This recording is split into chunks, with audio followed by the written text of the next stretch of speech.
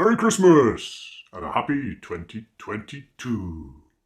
Hi guys, isn't it amazing? It's nearly Christmas. 2021 is nearly over. Isn't it amazing how quickly a year flies by? Time flies.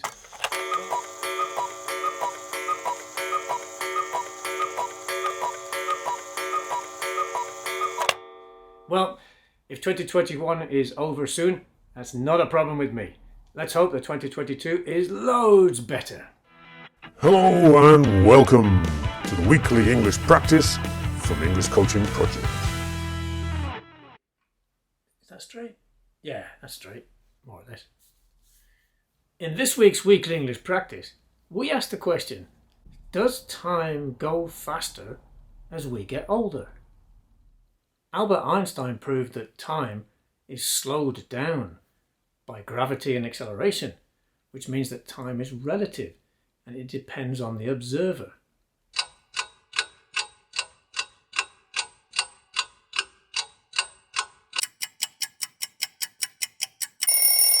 Think back to when you were at school, just like in John's weekly English practice the other week. Did some of those days at school, in class, go really slowly? And those summer holidays, maybe they lasted forever and ever.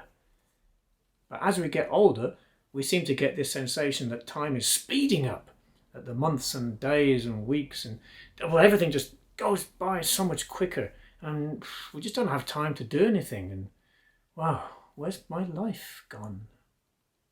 And some people compare our memories as young people, like slow motion movies, and our memories as older people as time-lapse movies. In slow motion movies, everything goes really slowly. And in the time-lapse, everything happens really quickly. Well, this week's article looks at all those ideas, and at the end asks the question, how can we make our lives go that little bit more slowly? Or at least our perception of time. After all, we only have one life, and we need to make it last as long as possible. Have a look at the questions at the end of the article and write your answers in an email or in a WhatsApp and send them to your ECP coach. And why not record your voice, for example in WhatsApp, and send that to your coach so they can help you with your pronunciation. Have a fantastic week. Bye.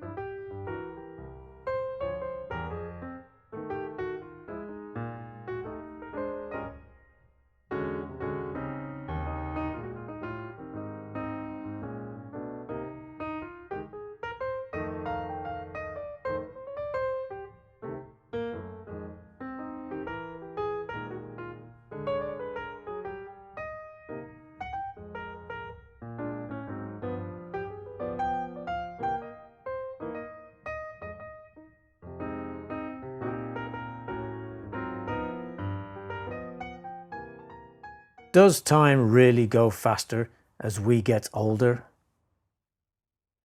Albert Einstein proved that time is slowed down by gravity and acceleration, but we feel that time actually speeds up as we age. Why? ECP coach Rob looks at a possible explanation. If you ask a young child to sit quietly, close their eyes, and state when a minute has passed, most children will report a minute has elapsed in 40 seconds or less.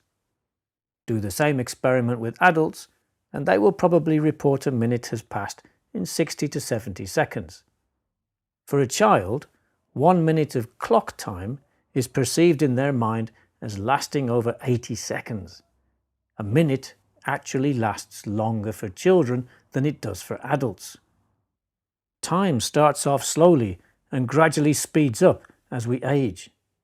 This difference in perception can be seen in those youthful memories of long, boring days at school, interspersed with endless summer holidays that then become fleeting days, weeks and months as we progress through adulthood.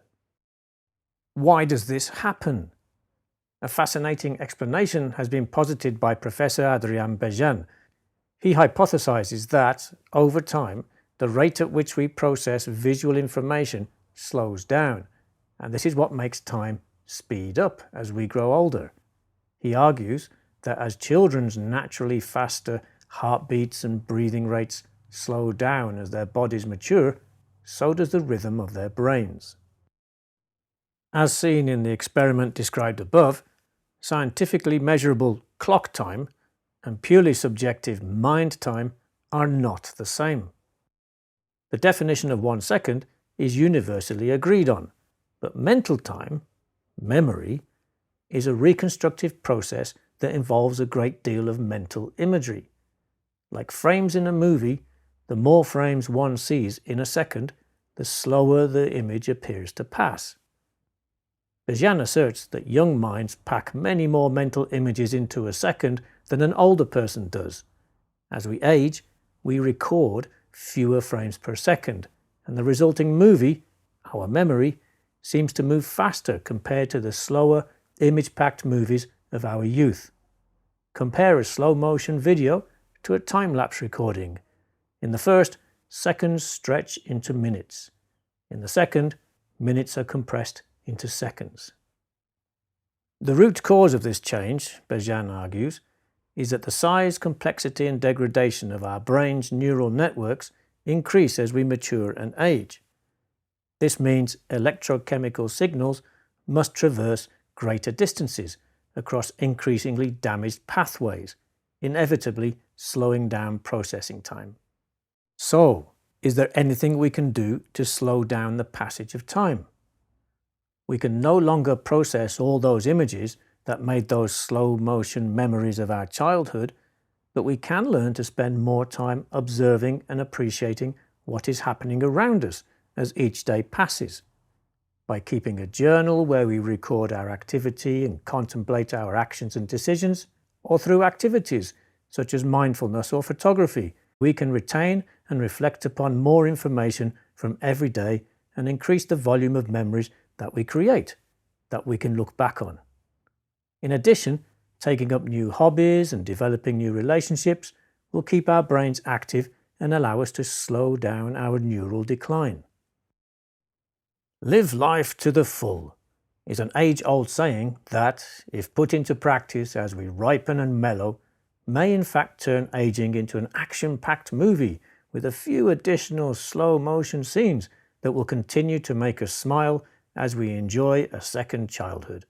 As Einstein so famously proved, time is relative, depending on the observer.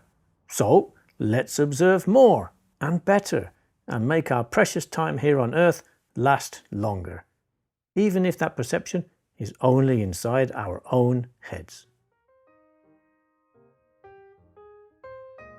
And here are this week's questions. Did time sometimes pass slowly when you were at school? And now, at work? What are your first memories as a child?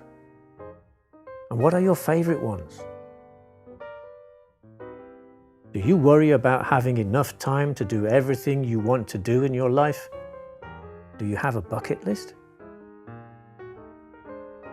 How can we enjoy life more? Watch the 2 jokes.